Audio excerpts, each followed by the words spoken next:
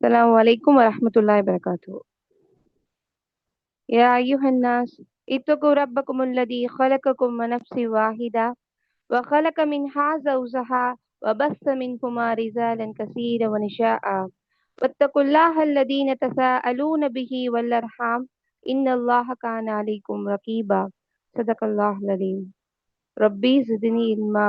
رب اشرح لي صدري ويسر لي أمري واحلل عقدة من لساني فيفقهوا قولي. اللهم ألف بين قلوبنا وأصلح ذات بيننا. யா அல்லாஹ், எங்கள் உள்ளங்களை ஒன்று சேர்ப்பாயாக. எங்களுக்குள் நிலவும் மனக்கசப்புகளையும் முரண்பாடுகளையும் சீர் செய்வாயாக என்று துவா செய்தவளாக உரையை ஆரம்பம் செய்கிறேன். மறந்து போன மாண்புகள்ல சகோதரத்துவத்தை பத்தி நாம இன்ஷா அல்லாஹ் இன்னைக்கு பார்க்க போறோம். முதல்ல சுன்னானா என்ன? போன அமர்வுல பார்த்திருப்போம் அல்ஹம்துலில்லாஹ். ஆனாலும் ஒரு சின்ன நினைவூட்டல்.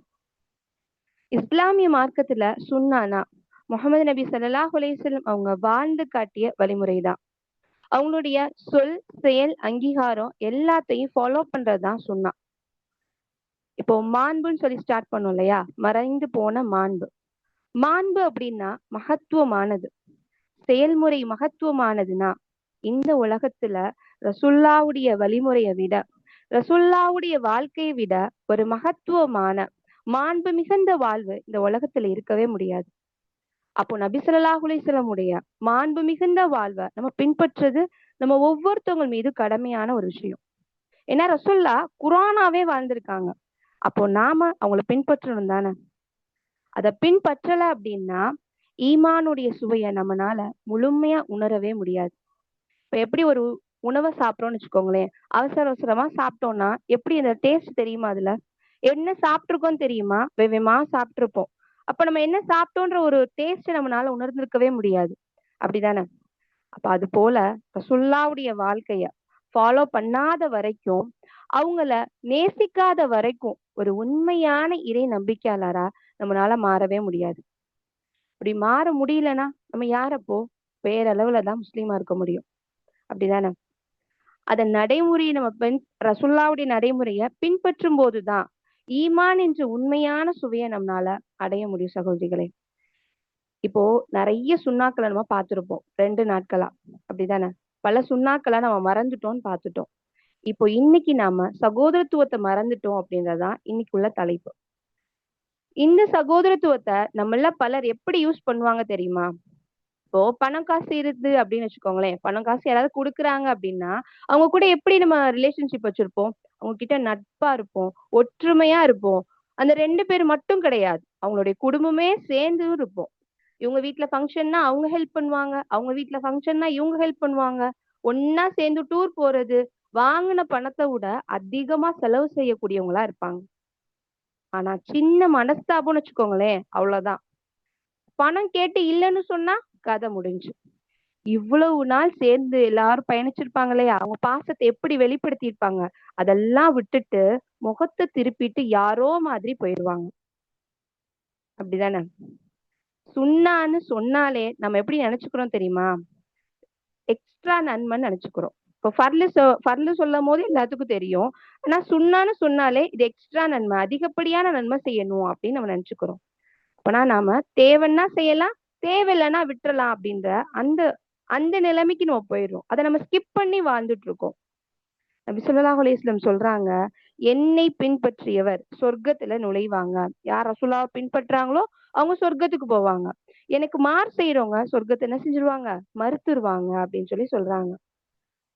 சொர்க்கத்துல ரசூல்லா கூடவே இருக்கணும்னு நம்மளுடைய ஆசை இருந்துச்சுன்னா நாம இந்த சுண்ணாக்களை புறக்கணிக்க மாட்டோம் சகோதரிகளே. முஸ்லிம்களே சிலர் என்ன செய்யறாங்க, இந்த மார்க்கத்தை கஷ்டமா நினைச்சு வாழ்ந்துட்டு இருக்கோம். இந்த மார்க்கம் அப்படின்னாலே எப்படி பார்த்துட்டு இருக்கோம்? இவ்வளவு கட்டுப்பாடா, இவ்வளவு சட்டதிட்டங்களா, ஏன் எல்லாரையும் போல இல்லாம இந்த மார்க்கம் நம்மளை அடக்குமுறைப்படுத்துதுன்னு சொல்றோம். ஆனா இதை ஏன்னு உணர்ந்தவங்களுக்கு தெரியும். நம்மள எவ்வளோ அழகா அழகா படைச்சு வடிவமைச்சு சீரான ஒரு ஒழுங்கான வாழ்க்கையை நமக்கு கத்துத்தரான்னு. உதாரணமா பாத்தீங்கன்னா மற்ற மதத்தினரை நம்ம எடுத்துக்குவோமே, தீ மிதிச்சா நன்மைன்னு சொல்லுவாங்க. செருப்பு போடாம நடந்தே வெயில்ல போனோம்னு வச்சுக்கோங்களேன், போன வேண்டுதல் நிறைவேறணும்னு சொல்லுவாங்க. சவுக்கால அடிச்சா நன்மை, வேலை குத்துனா நன்மைன்னு தங்களுக்கு தாங்களே கஷ்டப்படுத்திக்கிட்டு இருக்காங்க. ஆனா நம்ம மார்க்கம் இருக்கு இல்லையா, நம்மளை இவ்வளவு கஷ்டப்படுத்தி இருக்கான்னு கொஞ்சம் யோசிச்சு பாருங்களேன். செருப்பு போடக்கூடாது அப்படின்னு சொல்லிச்சா? கிடையாது. செருப்பு போடாம நடக்க கூடாதுன்னு சொல்லியிருக்கு நம்மளுடைய மார்க்கம். நம்மள நாமளே காயப்படுத்த கூடாதுன்னு சொல்லுது நம்மளுடைய மார்க்கம். எவ்வளவு இலகுவான மார்க்கம் இல்லையா? உதாரணமா இப்ப ரோட்ல போயிட்டு இருக்கோம்னு வச்சுக்கோங்களேன், சக மனிதனுக்கு துன்பம் விளைவிக்க கூடாது அப்படின்றதுக்காக ரோட்ல கல்லோ இல்ல முள்ளோ இருந்துச்சுன்னா அதை எடுத்து ஓரமா போடுங்க. போட்டீங்கன்னா உங்களுக்கு நன்மைன்னு சொல்லுது. இன்னும் ஒரு சகோதரன் மற்றொரு சகோதரனை பார்த்து ஒரு சின்ன ஸ்மைல் பண்ணா சதக்காவுடைய நன்மைன்னு சொல்லுது நம்மளுடைய மார்க்கம். நன்மையை நினைச்சாலே நன்மைன்னு சொல்லுது நம்மளுடைய மார்க்கம். இஸ்லாமிய மார்க்கம் மிக இலகுவான நேரான இயற்கை மார்க்கம், தீனுல் ஃபித்ரா. இந்த மார்க்கத்தின் அடிப்படையே என்ன தெரியுமா? அல்லாஹ் ஒரே ஒருத்தவன் தான். இறைவன் அனுப்பிய தூதர்களை ஃபாலோ பண்றது, லா இலாஹ இல்லல்லாஹ் முஹம்மது ரசூலுல்லா அப்படின்றதுதான். இப்ப இது மட்டும் இருந்தா போதுமா அப்படின்னு கேட்டீங்கன்னா கிடையாது. இபாதத் மட்டும்தான் அப்படின்னு கிடையாது. அல்லாஹ் சொல்றான், நற்பண்புகளும் தர்மம் கொடுக்கிறது, விட்டு கொடுக்கிறது, அன்பு செலுத்துறது, நிறைய குணங்களையும் நம்ம வாழ்றதுக்கு கத்து கொடுக்கிற மார்க்கம் நம்மளுடைய மார்க்கம். அடிமையான பிலால் ரலியல்லாவையும், வேறு நாட்டுல இருந்து வந்த சல்மான் பாரிஸ் ரலியல்லாவையும், பெரிய தலைவர்கள்ல ஒருவரான உமர் அலியல்லாவையும், இவங்க எல்லாத்தையும் சகோதரத்துவத்தை ஏற்படுத்திய தீன் எவ்வளவு மகத்துவமானது. நம்ம மார்க்கத்தை நாம முதல்ல தவறான கண்ணோட்டத்துல பார்க்க கூடாது. செய்ய வேண்டிய விஷயத்த அலட்சியமா அதை செய்யாமலும் இருக்கக்கூடாது. எல்லா மார்க்கத்திலுமே கடவுளை பேஸ் பண்ணி தான் நிறைய விஷயம் பண்ணுவாங்க. ஆனா நம்ம மார்க்கத்துல மட்டும்தான் கடவுள் மட்டும் கிடையாது, சக மனிதனுக்கும் முக்கியத்துவம் கொடுக்கணும், இம்பார்ட்டன்ஸ் கொடுக்குது நம்மளுடைய மார்க்கம். நம்மளுடைய இஸ்லாமிய மார்க்கத்துல கடமைகளை ரெண்டா பிரிக்கிறாங்க. ஒண்ணு ஹுக்கூக்குல்லா, இரண்டாவது ஹுக்கூக்குல் இபாதா. ஹுக்கூக்குல்லான என்ன? அல்லாவுக்கு செய்ய வேண்டிய கடமைகளை சொல்றாங்க. இப்ப தினமும் அல்லாவுக்கு செய்ய வேண்டியது என்ன செய்யறோம்? தொழுகிறோம், நோன்பு வைக்கிறோம், ஜக்காத்து, உம்ரா, ஹஜ்ஜு, துவா கேட்கறது, இபாதத் சார்ந்தது பற்றி எல்லாத்தையும் அல்ஹம்துலில்லாஹ் ஓரளவுக்கு தெரிஞ்சிருப்போம். அதை செஞ்சுக்கிட்டு இருப்போம்.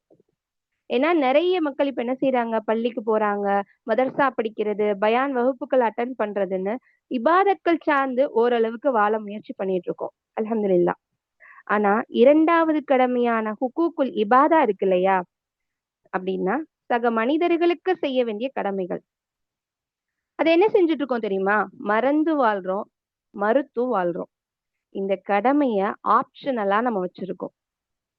இஸ்லாம் நமக்கு இபாதத்தையும் சக மனிதர்களுக்கு செய்ய வேண்டிய கடமைகளையும் வேற வேற பிரிச்செல்லாம் காட்டல, ரெண்டையும் சேர்த்துதான் நமக்கு சொல்லுது. இது நம்ம ரெண்டுமே நம்மளுடைய ஒவ்வொருத்தர் மீதுமே கடமையான ஒரு விஷயமா இருக்கு. அல்லாவுக்கு செய்யும் இபாதத்துக்குள்ள ஏதாவது ஒரு குறை இருந்தா கூட அல்லாஹ் நான் மன்னிச்சிருவான். ஏன்னா அல்லாஹ் யார்? கருணையாளன், மன்னிப்பாளன் இல்லையா? ஏன்னா மனிதர்களாகிய நாம தவறளிக்க கூடியவங்க தான். அப்படி தப்பு பண்ணி நீங்க என்கிட்ட மீண்டு வரீங்களா, நானே மன்னிக்க தகுதியுடையவன், நான் மன்னிப்பேன்னு அல்லாஹ் சொல்றான். அப்போ அல்லாஹ் நாடுனா அவனுடைய கருணையும் அவனுடைய பொருத்தமும் இருந்துச்சுன்னா சுவனம் செல்ல வாய்ப்பு இருக்கு. ஆனா சக மனிதர்களுக்கு செய்ய வேண்டிய கடமைகளை மட்டும் செய்யாம இருந்தோம்னு வச்சுக்கோங்களேன், அவங்களுக்கு ஏதாவது ஒரு குறைய வச்சிருந்தோம்னு வச்சுக்கோங்களேன், மறுமையில நமக்கு என்ன பண்ணுவாங்க தெரியுமா? நபிஸ்லாசம் சொல்றாங்க பாருங்களேன். ஒரு முறை ரசூலா கேக்குறாங்க, உங்கள முப்லீஸ், முப்லீஸ் அப்படின்னா திவாலானவர் யார் தெரியுமா அப்படின்னு கேக்குறாங்க. அதுக்கு தோழர்கள் சொல்றாங்க, பணம் காசு இல்லாதவங்க தானே அப்படின்னு சொல்லி சொல்றாங்க. அதுக்கு நபிஸ்லாசம் சொல்றாங்க, இல்ல, மறுமையில ஒருத்தர் வருவாரு, தொழுக, நோன்பு, ஜக்காத்து பல நன்மைகளோட வருவாரு. ஆனா அவரு ஒருத்தவங்களை திட்டி இருப்பாரு, ஒருவரை பழி சுமத்தி இருப்பாரு, ஒருவருடைய சொத்தை அபகரிச்சிருப்பாரு. அவரது நன்மைகள் எல்லாத்தையும் அல்லாஹ் என்ன செய்வானா, அப்படியே பாதிக்கப்பட்டவங்களுக்கு கொடுத்துருவானா. அவங்க ரெடியா இருப்பாங்க. எங்க ரெடியா இருப்பாங்க? சொர்க்கத்துக்கு போறதுக்கு எல்லா அமல்களோட வந்து நின்று சொர்க்கத்துக்கு போறதுக்காக ரெடியா இருக்கும் போது அந்த நபர் வந்துருவாரு. யா அல்லாஹ், இவன் என்ன திட்டுனான்டா அல்லாஹ், யா அல்லாஹ் இவன் என்ன ஏசுனான்டா அல்லாஹ், இவன் எனக்கு அபகரிச்சுட்டாண்டால என்னுடைய சொத்துக்கள் எல்லாத்தையும் அப்படின்னு சொல்லி வந்து சொல்லுவாங்களாம். இப்ப அல்லாஹ் என்ன செய்வானா, இவங்களுடைய நன்மை எல்லாத்தையும் பிரிச்சு கொடுத்துருவாங்களாம். அப்போ அடுத்தும் சொல்லுவாங்களாம். அடுத்தவங்க குறை சொல்லும் போது அந்த பாதிக்கப்பட்டவர் மறுபடியும் சொல்லும் போது அல்லாஹ் என்ன பண்ணுவானா, இந்த பாதிக்கப்பட்டவர்கிட்ட இருந்து அதோடைய அவங்களோட பாவத்தை எல்லாத்தையும் இவர்கிட்ட கொடுத்துருவாங்களாம். இப்ப நன்மையோட வந்தார் இல்லையா, இவர்கிட்ட என்ன இருக்கு? பாவங்களை எடுத்துட்டு அவர் போறாரு. அதை சுமந்துக்கிட்டு போறாரு. அல்லாஹ் என்ன செய்யறான்? நரக நெருப்புல இவரை எரியிறார். இவர்தான் உண்மையான திவாலானவர். வணக்க வழிபாடு மட்டும் போதாது சுவனம் போறதுக்கு. சகோதரத்துவத்தை பேணாம பிறருக்கு துன்பம் விளைவிக்கிறது, பிறர் மனம் நோகும்படி வாழ்றது, இது எல்லாமே நம்ம கஷ்டப்பட்டு சேர்த்த சின்ன சின்ன நன்மைகளையும் ஈஸியா அடுத்தவங்கள்ட்ட தூக்கி கொடுக்கக்கூடிய நிலை வந்துருது. எல்லாம் பாதுகாக்கணும். நாம நன்மைகளை தூக்கத்தை விட்டு தொழுகிறோம், பசி தாகத்தை பொறுத்துக்கிட்டு நோன்பு வைக்கிறோம். நாம நம்மிடம் இருக்கக்கூடிய ஏதோ செல்வத்தை சேர்த்து வச்சிருப்போம் இல்லையா, அதை எடுத்து ஜக்காத்து சதக்கான்னு கொடுத்துட்டு இருக்கோம். கஷ்டப்பட்டு கொஞ்சம் கொஞ்சமா சேர்த்து சூனம் செல்ல நம்ம ரெடி ஆயிட்டு இருக்கோம். ஆனா கடைசி நம்ம சகோதரத்துவத்தை பேணல அப்படின்னா என்ன ஆகும்? எல்லாமே வீணா போயிடும். அதனால மனிதர்களுடைய விஷயத்துல ரொம்பவுமே நம்ம எச்சரிக்கையா இருக்கணும். இந்த உலகத்துல காசு இல்லாதவன் எப்படி சொல்லுவோம் தெரியுமா? ஏழைன்னு சொல்லுவோம். மறுமையில யார் ஏழையா? நன்மைகளை இழந்து பாவங்களை சுமக்கிறவன் தான் உண்மையான ஏழை. இந்த திவாலானவன் நிலையில இருந்து நம்ம தப்பிக்கணும்னு வச்சுக்கோங்களேன். நம்ம செஞ்ச எல்லா தப்பையும் நம்ம போய் யார்கிட்ட, நம்ம பாதிக்கப்பட்டவங்கள்ட்ட போய், நம்ம யாருக்காவது ஏதாவது தவறு அளிச்சிருப்போம் இல்லையா, அவங்கள்ட்ட போய் என்ன செய்யணும்? இந்த உலகத்திலேயே மன்னிப்பு கேட்டுறணும், சரி செஞ்சிடணும். இல்லைன்னா நாளைக்கு மறுமையில நமக்காக எதிரா வந்து நிப்பாங்க. எல்லாம் பாதுகாக்கணும் இந்த நிலையில இருந்து. இப்படி நம்ம கிட்ட யாரும் வந்து நிக்க கூடாது அப்படின்னு நாம விரும்பணும்னா, நமக்கு இஸ்லாம் காட்டி தரக்கூடிய ஒரே வழி என்ன தெரியுமா? சகோதரத்துவம் தான். இதை நம்ம பேணுறதுதான் நமக்கு ஒரு வழி. அப்படிப்பட்ட சகோதரத்துவத்தை சீர்குலைக்கும் ஒரு குணங்களை பத்தி ரசூல்லா எச்சரிக்கையும் செய்யறாங்க.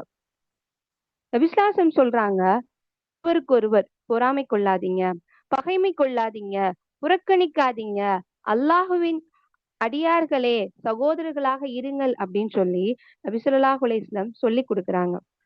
இப்ப முதலாவதா சகோதரத்துவம் ஏற்படுறதுக்கு ஃபர்ஸ்ட் ஸ்டெப் என்னது? அல்லாஹுவையும் தூதரை நேசிக்கணும். அதுக்கப்புறம் அவங்கள ஃபாலோ பண்ணணும். நேசம் இருந்தா தானே அவங்கள ஃபாலோ பண்ண முடியும். ஒருத்தவங்கள நேசிச்சாதானே அவங்கள நம்ம ரோல் மாடலா எடுத்துக்க முடியும். அப்படிதானே? சகோதரத்துவம் அப்படின்ற பண்பே இது ரெண்டும் பண்ணா மட்டும்தான் வரும். அல்லாவை நேசிக்கணும், தூதரை நேசிக்கணும், அவங்கள ஃபாலோ பண்ணணும். அப்போதான் சகோதரத்துவம் அப்படின்ற பண்பே நமக்கு வரும். சரி, சகோதரத்துவம் அப்படின்றத அரபுல சொல்லுவாங்க உஹ்வத்துன் அப்படின்னு சொல்லுவாங்க. இனம், மொழி, குலம், கோத்திரம், நிறம், நாடுன்னு எதுவா இருந்தாலும் சரி, ஒற்றுமை, யூனிட்டியை தான் இது குறிக்குது நம்மளுடைய இஸ்லாமிய மார்க்கம். ஒற்றுமையா இருக்கணும் தான் சொல்லுது. ஆங்கிலத்தை சொல்வாங்க யூனிட்டி இஸ் ஸ்ட்ரென்த், ஒற்றுமையே பலம். இது ஒரு பவர்ஃபுல்லான வார்த்தை கூட. தனியா இருந்து போராடுறதை விட கூட்டு முயற்சியில நம்ம ஒற்றுமையா இருந்தா எவ்வளவு கஷ்டமா இருந்தாலும் சரி, எவ்வளவு பெரிய எதிர்ப்புகள் வந்தாலும் சரி, நம்மளால வெற்றி கொள்ள முடியும். நபிசுல்லாஸ்லம் காலத்துல ஒற்றுமை அப்படின்னு சொல்றது வெறும் சொல்லா மட்டும் கிடையாது, சொல்லிட்டாங்க அப்படின்னு மட்டும் கிடையாது, அது செயலாகவும் வாழ்ந்தும் காமிச்சிருக்காங்க. மக்கால வந்து குறைஷிகள் இருந்தாங்க இல்லையா, அங்க யாரெல்லாம் இஸ்லாத்தை ஏத்துக்கிறாங்களோ அவங்கள துன்புறுத்துறாங்க. இஸ்லாத்தை யார் ஏத்துக்கிட்டாங்களோ அவங்க எல்லாருமே துன்புறுத்தப்படுறாங்க. அதனால நபிசுல்லா அலிஸ்லாம் அவங்க என்ன செய்யறாங்க? இவங்க ரொம்ப கஷ்டப்படுறாங்க, சஹாபாக்கள் எல்லாருமே இங்க கஷ்டப்பட்டுட்டு இருக்காங்க மக்காவுல, அப்படின்றதுனால நீங்க ஹிஜ்ரத் பண்ணுங்கன்னு சொல்றாங்க. மதீனாவுக்கு எல்லாத்தையும் ரசூல்லா அனுப்பிச்சு வச்சிடுறாங்க. அதுக்கப்புறமா அல்லாஹுடைய அனுமதி வந்ததுக்கு அப்புறம் நபி ஸல்லல்லாஹு அலைஹி வஸல்லம் அவங்களும் அபூபக்கர் சித்திக் ரலியல்லாஹு ஹிஜ்ரத் பண்ணி போறாங்க. இது ஒரு நீண்ட வரலாறு. மக்காவில இருந்து செல்வம், இடம், குடும்பம்னு எல்லாத்தையும் விட்டுட்டு நாடு கடந்து எதுவுமே இல்லாம தன்னிடத்துல இஸ்லாத்தை மட்டும் வச்சிருந்தாங்க அந்த மக்காவாசிகள், இஸ்லாத்தை ஏத்துக்கிட்டவங்க. மதீனாவாசிகளுக்கு மதீனா என்ன இடம்? அது பூர்வீக இடமா இருந்துச்சு. அவங்க அதே இடத்துலதான் இருப்பாங்க, பூர்வீகம் அங்க இருந்துட்டு இருந்தாங்க. விவசாயத்தை அடிப்படையா கொண்டவங்க தான் அந்த மக்கள் மதீனாவாசிகள். ஆனா முஹாஜிர்கள் இருக்காங்க இல்லையா, பெரும்பான்மையோர் என்ன செய்யறாங்க? வியாபாரத்தை அடிப்படையா கொண்டவங்க தான் அந்த மக்கள். நம்ம எல்லாருக்குமே தெரியும், ஜாஹிலியாவுடைய காலத்துல முழு அரபு உலகமும் குலப்பெருமையும் கோத்திர பெருமையும் பேசி ஒருத்தவங்களுக்கு வந்து என்ன செஞ்சிருவாங்க? சண்டை போட்டுட்டு இருப்பாங்க. ஆனா இப்படிப்பட்ட மக்களுக்கு மத்தியில தான் மக்காவாசிகளான முஹாஜிர்களுக்கும் மதீனாவாசிகளான அன்சாரிகளுக்கும் இடையே என்ன செய்யறாங்க? ரசூல்லா நட்பு அப்படின்ற ஒரு விஷயத்த ஏற்படுத்துறாங்க, சகோதரத்துவம் அப்படின்றத ஏற்படுத்துறாங்க. மதினாவாசிகள் என்ன செய்யறாங்க, ஹஜ்ரத் ஹவுஸ் அப்படின்னு 2 குளங்களா ரொம்ப காலமா போர் செஞ்சுட்டே இருக்கிறாங்க. இந்த 2 ஊர் மக்களுக்குமே எந்த ஒரு அட்டாச்மெண்ட்டுமே இல்ல. அப்படிதானே? யார் யாருக்கு? முஹாஜிர்கள், மக்காவாசிகளுக்கும் மதீனாவாசிகளுக்கும் எந்த ஒரு அட்டாச்மெண்ட்டுமே இல்ல. உதாரணமா பாருங்களேன், நாமளே ஒரு வெளியூர் போறோம்னு வச்சுக்கோங்களேன், சாப்பாடு செட் ஆகாதுன்னு சொல்லுவோம்.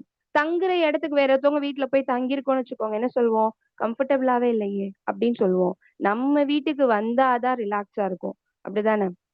குலம், கோத்திரம், வேறு வேறு பழக்க வழக்கம் அப்படின்னு வாழ்ந்தவங்க மத்தியில சகோதரத்துவத்தை ரசூல்லா ஏற்படுத்துறாங்க.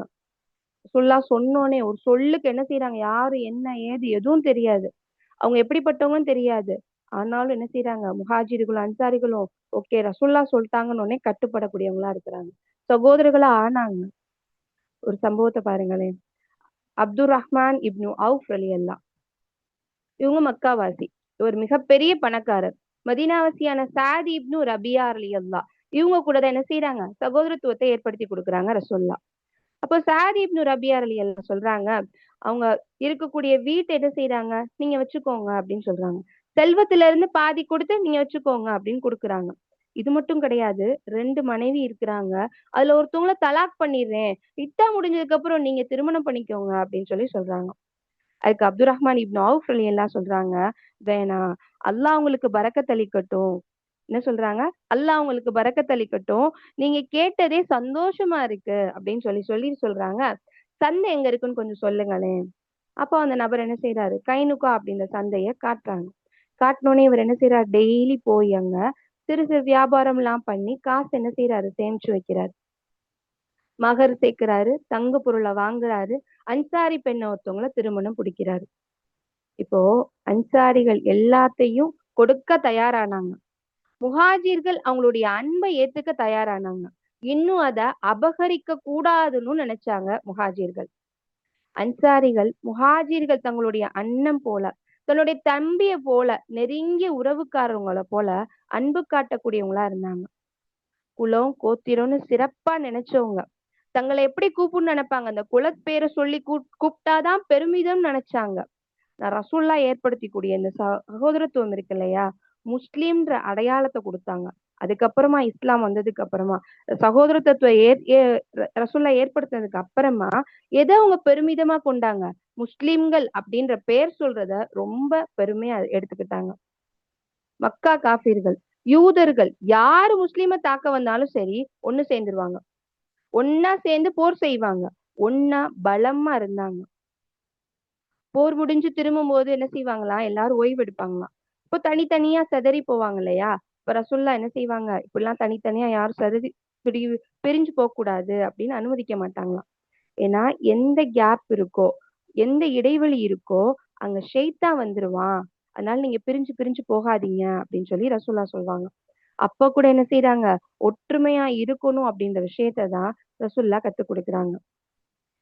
யாருக்காவது பணம் தேவையோ இல்ல உணவு தேவையோ இருந்துச்சு அப்படின்னா எல்லா நபி தோழர்களும் சஹாபாக்களும் சேர்ந்து அவங்கள்ட்ட இருந்தது என்ன செய்வாங்க, எடுத்துட்டு வந்து ரசூல்லா எங்கள்கிட்ட இது இருக்கிற ரசூல்லா அப்படின்னு சொல்லி ஒவ்வொருத்தவங்களும் அவங்களுடைய பங்கை போடுவாங்களாம். ரசூல்லா ஒரு தனி சமுதாயமா ஒரு புதிய சரித்திரத்தை படைச்சாங்க. இத ஃபர்ஸ்ட் கான்ஸ்டிடியூஷன் அப்படின்னு அறிஞர்கள் சொல்றாங்க. நபி ஸல்லல்லாஹு அலைஹி வஸல்லம் சகோதரத்துவ ஒப்பந்தத்துல சொன்ன முதல் செய்தி என்ன தெரியுமா? முஸ்லிம் அனைவரும் ஒரே சமுதாயம் தான்.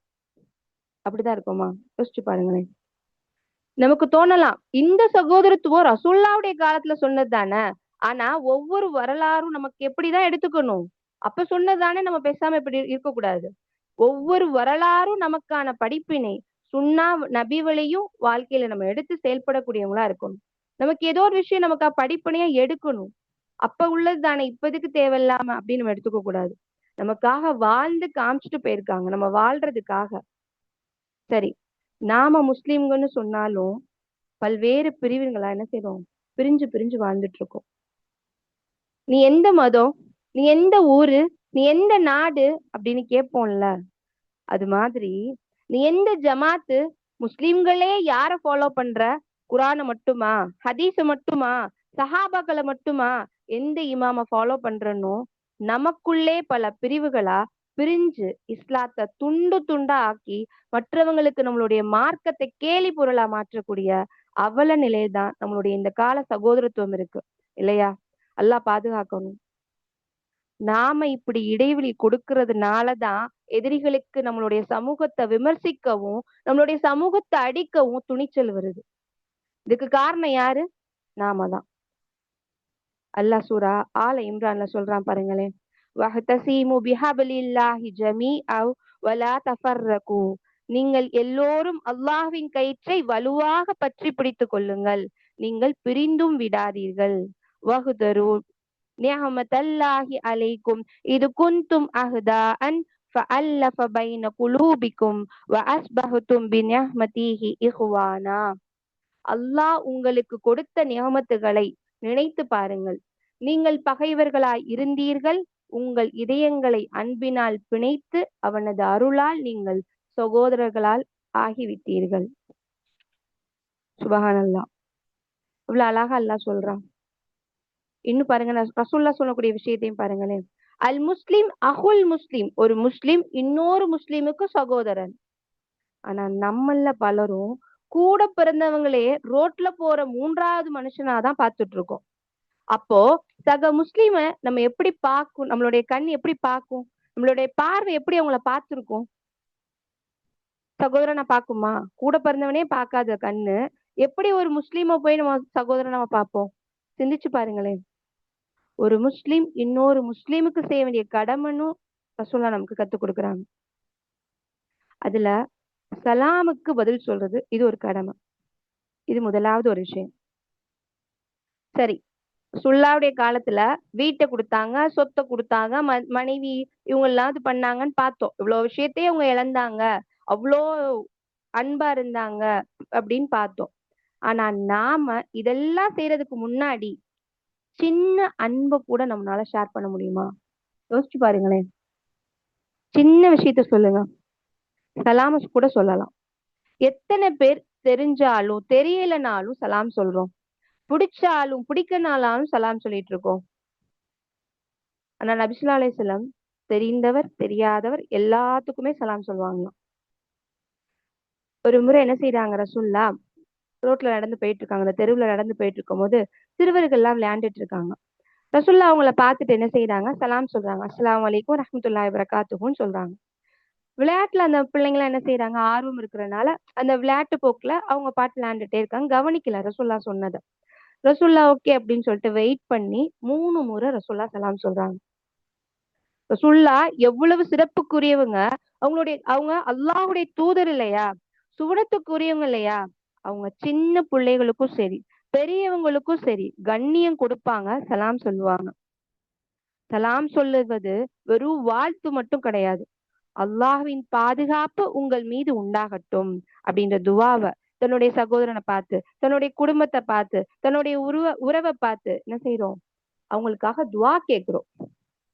அவங்க பதிலுக்கு நமக்காக துவா கேட்கிறாங்க. வலைக்கும் சலாம் வரஹ்மத்துல்லாஹி வபரகாத்துஹுன்னு சொல்றாங்க. எதுக்கு இதெல்லாம் அப்படின்னு கேட்டீங்கன்னா, ஒருத்தவங்களுக்கு ஒருத்தவங்க அன்பையும் சகோதரத்துவத்தையும் வளர்க்கறது கூடிய ஒரு சிறந்த வழிதான் இது. ஆனா நாம என்ன நினைச்சிட்டு இருக்கோம் தெரியுமா? மரியாதையா நினைச்சிட்டு இருக்கோம். மரியாதைக்காக தான் இதை சொல்றோம்னு தப்பா நினைச்சிட்டு இருக்கோம்.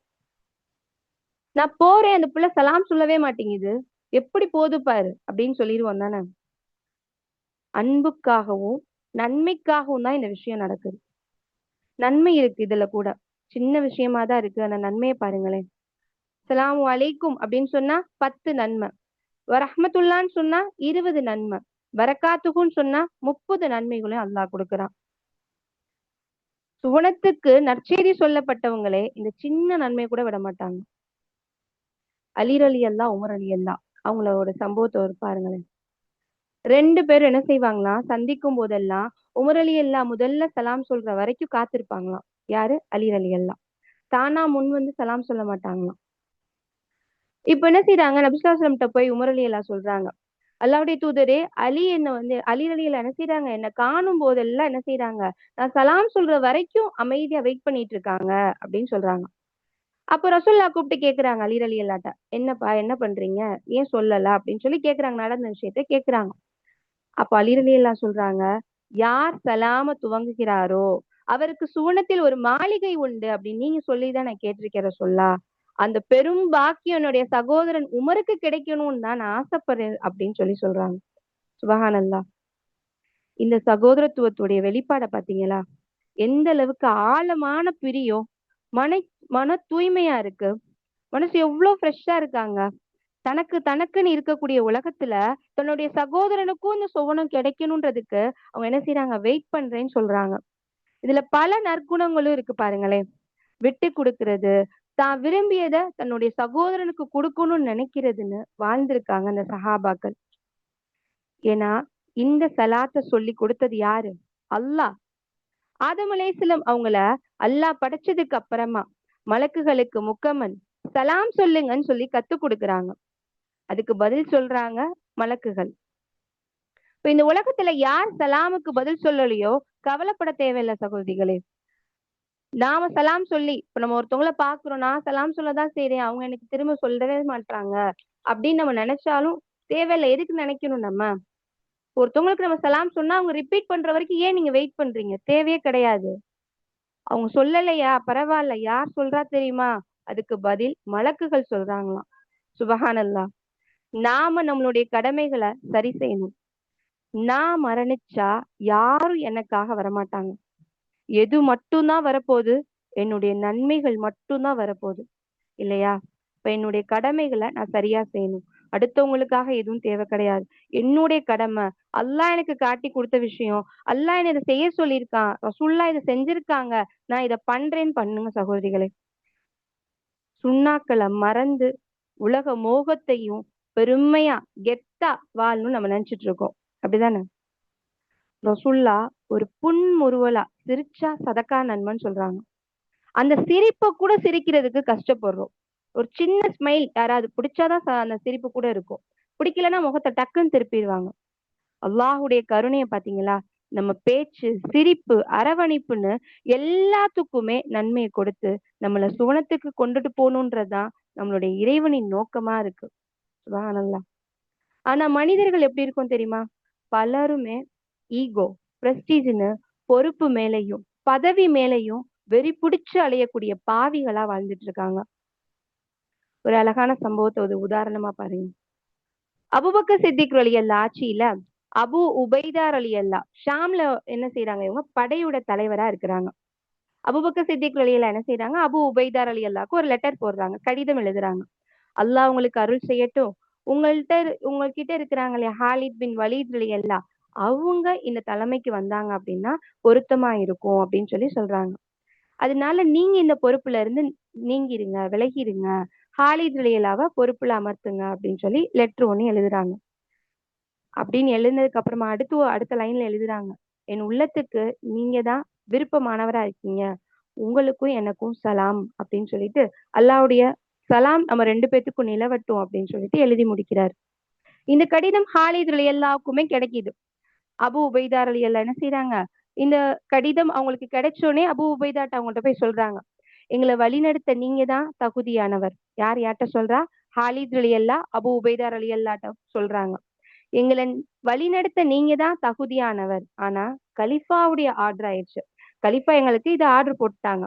அதனால இந்த போர்ல உங்களுடைய அனுமதி இல்லாம எதுவுமே நடக்காது. நான் தலைமையில இருந்தா கூட நீங்க தான் எங்களை என்ன செய்யணும்? வழி நடத்தக்கூடியவங்களா இருக்கீங்க. அதுக்கு நீங்க தான் தகுதியானவர் அப்படின்னு சொல்றாங்க. உங்களுக்கும் எங்களுக்கும் சலாம், அல்லாஹ் தரட்டும், சாந்தியும் சமாதானம் உண்டாகட்டும் அவங்களும் சொல்றாங்க. அபூபக்கர் சித்திக் ரலியல்லாஹு காலத்துக்கு அப்புறமா உமர் ரலியல்லாஹு ஆட்சி காலத்துல வராங்க. அவங்க வந்ததுக்கு அப்புறம் இது பெரிய ஒரு வரலாறு, அதை சின்னதா சொல்றேன். ஹாலித் பின் வலீத் ரலியல்லாஹு விட அபு உபைதா ரலியல்லாஹு தான் சிறப்பா படையை நடத்துவாரு அப்படின்னு யார் என்ன செய்யறாங்க? உமர் ரலியல்லாஹு ஒரு போர் நடக்கக்கூடிய நேரத்துல லெட்டர் அனுப்புனாங்க. அப்போ என்ன செய்யறாங்க? அபு உபைதா ரலியல்லாஹு அவங்கதான் தலைவரா இருக்கிறாங்க. ஆனாலும் இந்த லெட்டர் அபு உபைதர் ரலியல்லாஹு என்ன செய்யறாங்க? தலைவர் ஆகணும்னு லெட்டர் எழுதியிருக்காங்க இல்லையா? அப்போ ஹாலித் ரலியல்லாஹு அங்க போர் பண்ணிக்கிட்டு இருக்காங்க. இந்த லெட்டர் அபு உபைதர் ரலியல்லாஹு மறைச்சிடுறாங்க. மறைச்சதுக்கு அப்புறமா இந்த விஷயம் ஹாலித் ரலியல்லாஹுக்கு தெரிய வருது. தெரிஞ்சோடனே அவங்க சொல்றாங்க, நீங்க இருந்தா என்ன, நான் இருந்தா என்ன, ஏன் இதை மறைச்சீங்க? நீங்க தலைவரா இருந்து இதை நடத்தியிருக்க வேண்டிதானே அப்படின்னு சொல்றாங்க. இந்த சம்பவத்துல எவ்வளவு அழகாவும் பணிவாகவும் ஒரு சகோதரர் மற்றொரு சகோதரர்கிட்ட எப்படி நடக்கணும்னு நம்ம கத்துக்கலாம் சகோதரிகளே. முதலாவது பேச்சு. இவங்க ரெண்டு பேருடைய பேச்சும் யாருடைய மனசையும் கஷ்டப்படுத்தல. ஹாலித் ரலியல்லாஹு பொறுப்பு வரும்போது எங்களை நீங்க வழி நடத்தினா நீங்க தான் தகுதியானவங்கன்னு சொல்றாங்க. அபு உபைதாவுக்கு அந்த பொறுப்பு கிடைக்கும் போது ஹாலித் ரலியல்லாஹு போர் அவங்களே தொடரட்டும் அப்படின்னு சொல்லி மறைச்சிடுறாங்க. ஹாலித் ரலியல்லாஹு அதுக்கப்புறம் என்ன செய்றாங்க, நீங்க இருந்தா என்ன நான் இருந்தா என்ன தலைமை பொறுப்புல நாம ரெண்டு பேருமே நம்மளுடைய எதுக்காக போர் பண்ணிக்கிட்டு இருக்கோம், நம்மளுடைய சமூகத்துக்காக தானே போர் பண்ணிக்கிட்டு இருக்கோம், நாம ரெண்டு பேருமே சகோதரம் தானே, ரெண்டு பேருமே சகோதரன் தானே அப்படின்னு சொல்லி சொல்றாங்க. ரசூலுல்லாஹ் காட்டிய வழிமுறையில சகோதரத்துவத்தை பேணி இருந்தாங்க அந்த சஹாபாக்கள். ஆனா நம்ம சமூகம் பதவிக்காக தலைமைக்காகன்னு நம்மளுடைய சமூகத்தை நாமே அழிக்க முயற்சி செய்ய கூட்டத்தோட பயணிக்கக்கூடிய கேவலமான மனிதர்களா வாழ்ந்துட்டு இருக்காங்க. ஒரு ஜமாத்துல இருப்பாங்க, இன்னொரு ஜமாத்தோட சேர மாட்டாங்க, ஏன் சலாம் சொல்ல மாட்டாங்க, சிரிக்க மாட்டாங்க. முஸ்லிம்களுக்கு பிரச்சனைனா இவங்க ஒரு நாள் போராடுவாங்க, அவங்க ஒரு நாள் போராடுவாங்க.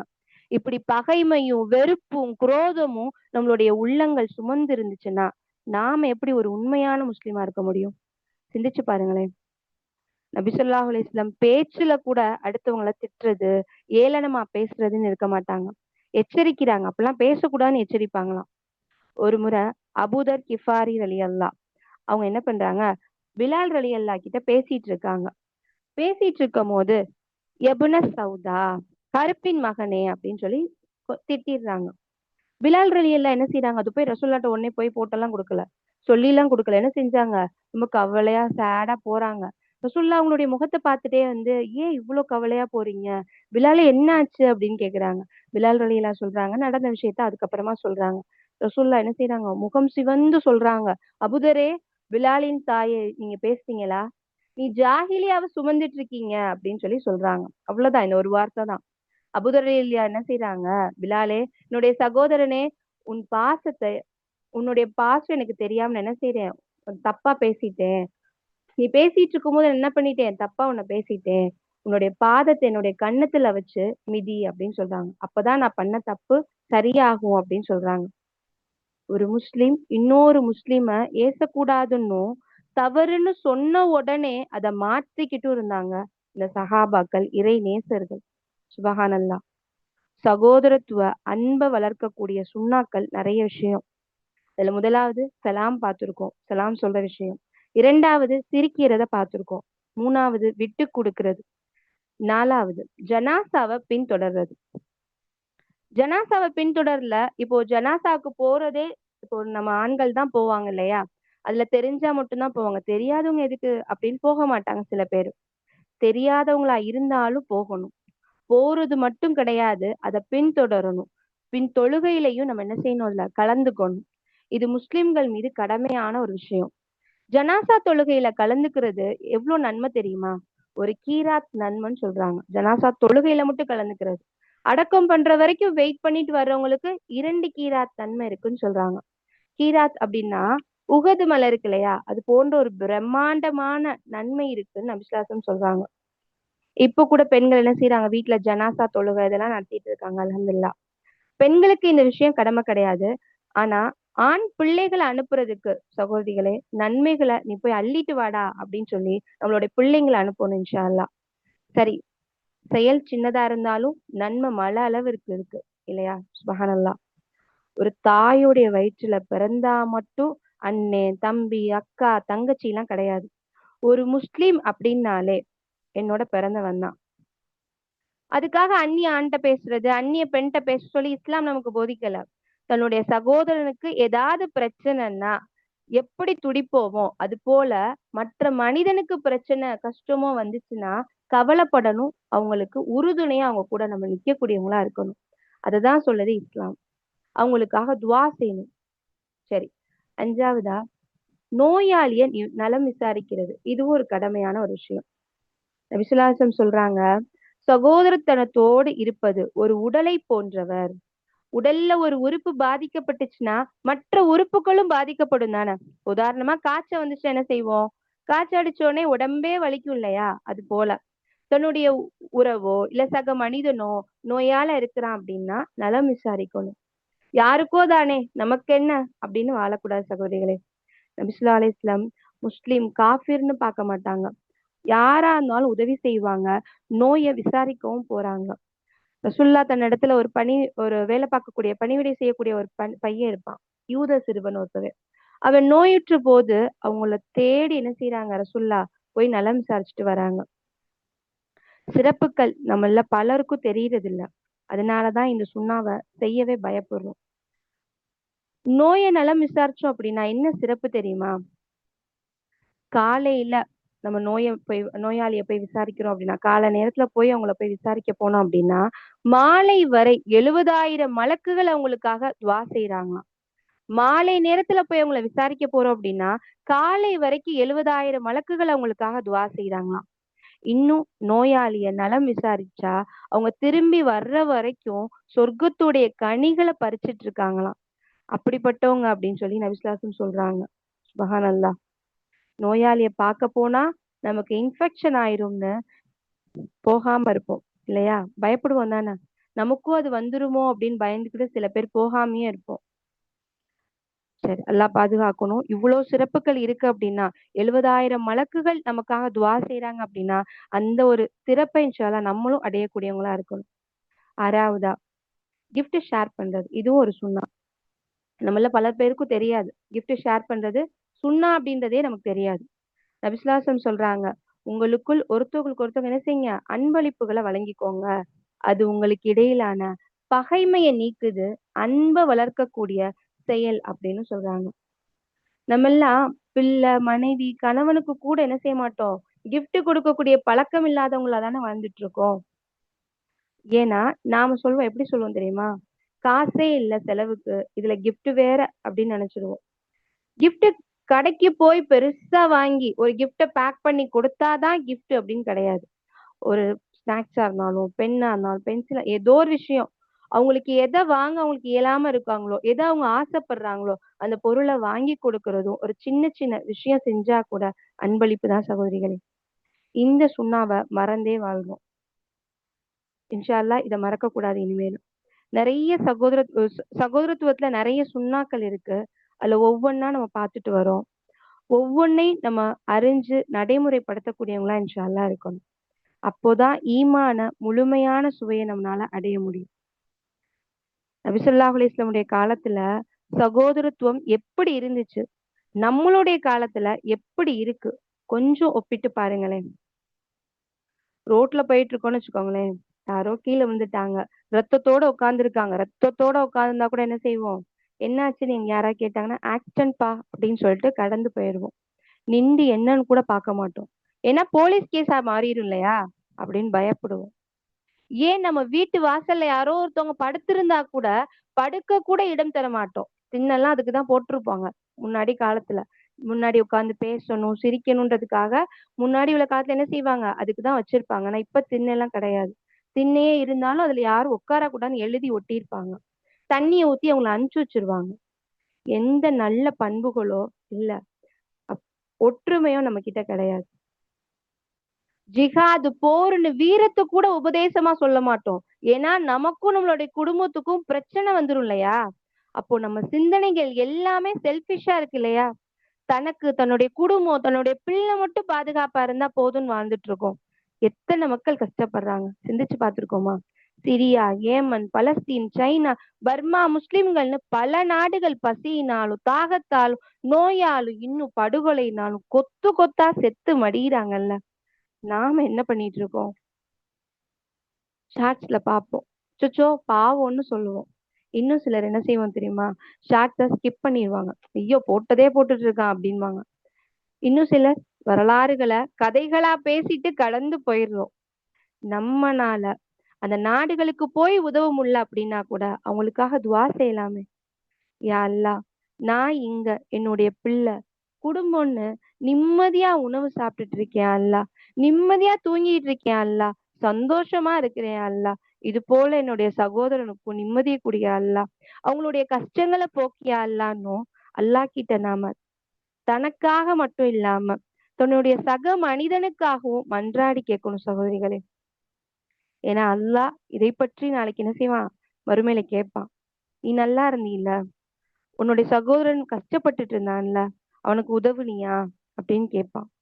நம்மனால நாடு கடந்து போய் உதவ முடியல அப்படின்னாலும், நம்ம வீட்டு வாசல்ல வந்து கேக்குறாங்கல்ல, அவங்கள்ட்ட இருந்து நம்ம இன்ஷா அல்லாஹ் ஸ்டார்ட் பண்ணலாம்.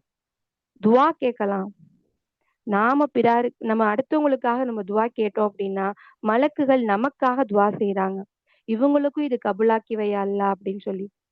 நம்மளுடைய துஆக்கள முஸ்லிம் சமூகத்துக்காகவும், உறவுக்காகவும், இணக்கத்திற்காகவும் ஒவ்வொரு நாளும் இன்ஷா அல்லாஹ் துஆ கேட்கணும் சகோதரிகளே. இதுக்கு முன்னாடி எப்படி இருந்தாலும் சரி, அல்லாஹ் கிட்ட இன்ஷா அல்லாஹ் நம்ம எல்லாரும் நீங்களா இருந்தாலும், நானா இருந்தாலும் தௌபா கேட்போம். இனிமேலு நான் ஒவ்வொரு சுண்ணாக்களையும் பேணி நடப்பேன் அப்படின்ற உறுதிமொழி எடுப்பேன் இன்ஷா அல்லாஹ். எங்கள் இறைவா, எங்களை மன்னிப்பாயாக. எங்களுக்கு முன்னால் ஈமான் கொண்ட எமது சகோதரர்களையும் மன்னிப்பாயாக. ஈமான் கொண்டவர்கள் மீது எமது உள்ளங்களில் எத்தகைய குரோதத்தையும் ஏற்படுத்தி விடாதே. எங்கள் உள்ளங்களை ஒன்றிணைந்து நல்லுணர்வை ஏற்படுத்துவாயாக. அப்படின்னு துஆ கேட்போம் இன்ஷா அல்லாஹ். நாங்க அனைவரும் உலகத்திலேயும் சரி, சொர்க்கத்திலேயும் சரி, ஒன்றா ஒரே குடும்பமா இருக்க அல்லாஹ் உதவி செய்வானாக என்று துஆ செய்தவளாக நிறைவு செய்கிறேன். அஸ்ஸலாமு அலைக்கும் வரஹ்மத்துல்லாஹி வபரகாத்துஹு.